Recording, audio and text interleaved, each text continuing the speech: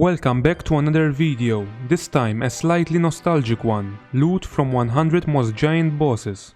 Ever since the release of this boss update, I wondered if it is worth it, and so I've got 100 keys to show you fellow scapers what it has to offer, and indeed it was surprisingly fun, remembering old times in the Varrock sewers. First and foremost, this most giant boss, or rather giantess, its actual name is Bryophyta, I'm sure I'm butchering its name, can be killed on free-to-play, requiring a mossy key, dropped from any of the nearby most giants, having a drop rate of 1 in 140 or 1 in 50 if you're in a Slayer task. Should you give these a try, I recommend slash weaponry due to low defense. As for the keys, they are untradeable, so you cannot just go and buy them from the GE, you have to grind for them.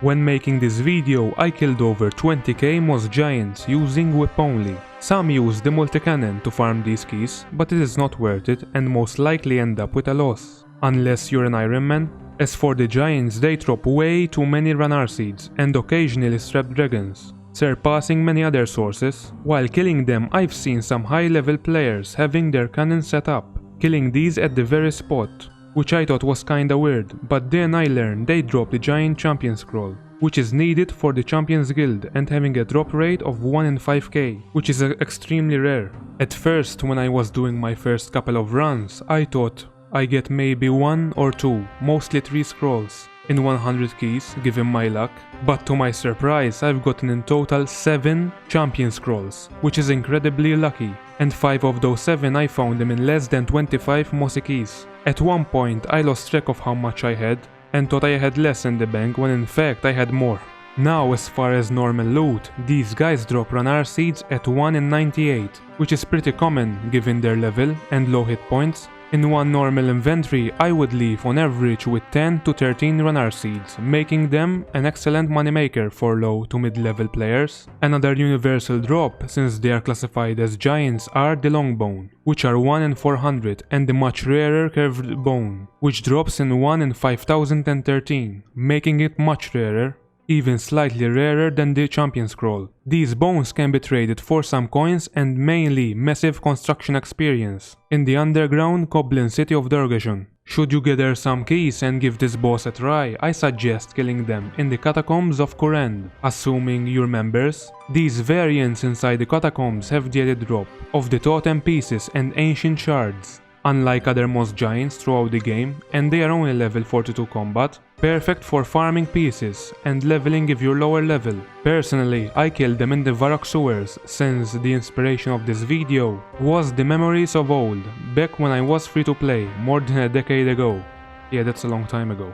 Now regarding the drops of the most giants, I sold all tradables after each run, so there would not be a whole confusion later, leaving the separate profit at the bottom of the inventory as you can see. After buying the potions, I took 13 prayer potions and 3 super combats each run just to speed some of the kills, even though it's kinda overkill looking back, since I'm maxed, at least in combat.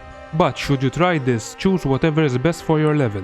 As for experience, I've gotten 4.9 million attack during this video just killing these, not counting the boss skills, which is pretty good. To put it into perspective, that would take a specific combat skill from 1 to level 89. In total, the 100 key drops took me exactly 75 hours and 30 minutes just killing the most giants in combat. Okay, now looking back, that's too many. Anyway, you might be wondering how did I measure exactly, because there is no kill log for normal monsters. So I used the unconventional way of equipping a thorax legs and degraded only at the giants from 100% to 0. In total it broke 5 times. Now remember, each barrow's piece lasts 15 hours until it is useless. The repairs alone cost 400k, which is fairly high. Now of course, this is only for tracking purpose, even though sometimes they can be fairly accurate. I would just equip a non-degradable armor to reduce cost.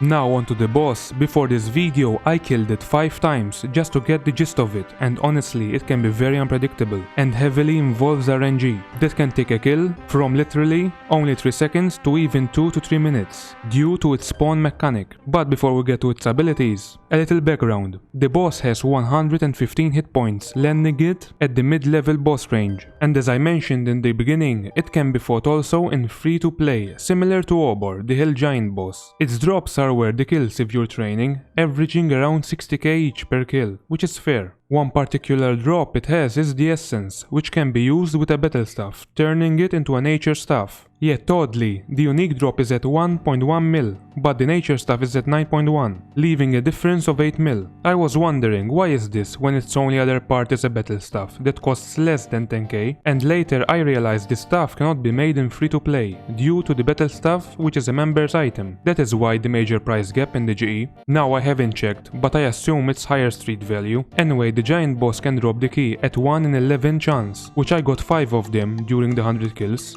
totaling 105. Regarding its mechanics, it uses both magic and melee attacks with a max hit of 16 each, and has the ability to poison the player even in F2P. Since its release, you can buy an anti-poison from the apothecary in Varrock if you're not members, which I highly suggest. Now, depending if you're members or not, and your level, it varies both in kills per trip and time on each one. If you are free to play, I highly recommend praying Magic Protect and safe spotting it behind the fire using mage or ranged, whichever you prefer, keeping away from melee range. For higher levels, just use any style you wish and also protect from magic, and once below certain health, start using higher hitting weapons, due to its growth spawn mechanic, which I shall mention later. As for myself, I use the Crystal Halberd, capable of inflicting massive damage in short amount of time, using its special, hoping of a one-hit kill. But if you haven't done the Western Diaries, any God Sword will do, or just use whatever you have. The reason for trying to kill it quickly is its special ability of spawning Growthlings. When summoned, 3 of them will start to attack you and render the boss immune to any sort of attack, and you will need to dispatch them quickly, especially if you're lower level, because they can swarm you, and also having a max hit of 5 each.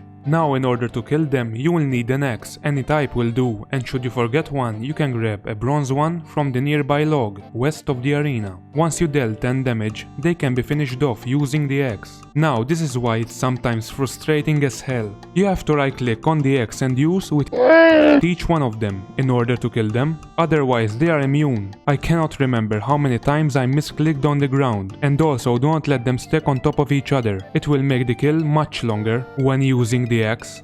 As you can see, the one with higher health blends with the other Growthlings, making them indistinguishable between the two, forcing you to run around and all that. It's not a big deal, but slightly annoying. Don't get me wrong, I've been thinking about making this video for some time now, and I enjoyed making it. Just in this particular clip, the kill took me 2 minutes and 40 seconds, which is abysmal. The bulk of its profit lies in dropping an insane amount of runite gear and runes, which is unusual for free-to-play. On the other hand, this kill only took me 3 seconds, that is why I recommend the high-hitting weapon, and it's incredibly satisfying one-shotting it, completely skipping the mechanic. And regarding the drops, I haven't got a single unique drop, which is 1 in 118, so it was expected. I cannot help myself comparing the Champion Scroll's luck with what I might have gotten, if I was that lucky with this boss. Anyway, here is the total loot from the boss, and just a quick reminder, the platinum tokens are drops from the most giants only, so there's no mixing of profits. By the way, should you need any help, PM me in game or join my clan chat. Now, as always, I'll be back after selling the loot, slightly sped up as usual, so enjoy.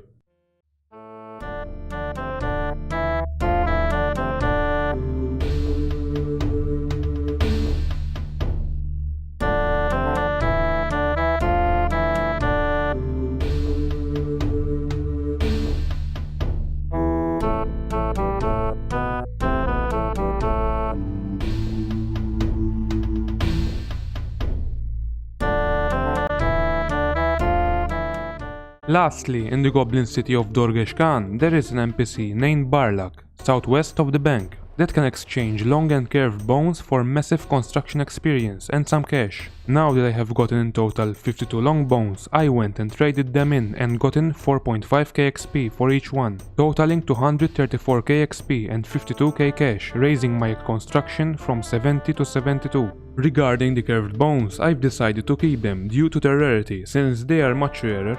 Okay, finally in all, during this video I made slightly over 7 million cash, over 4 million attack XP and 234 construction. From the boss alone I've gotten a bit over 2 mil cash, which is fair. I suggest this boss for anyone because it's a blast. Also, I forgot to mention, the expenses were taken from the most giants after each run, but honestly I didn't keep track, I just restocked just before a trip.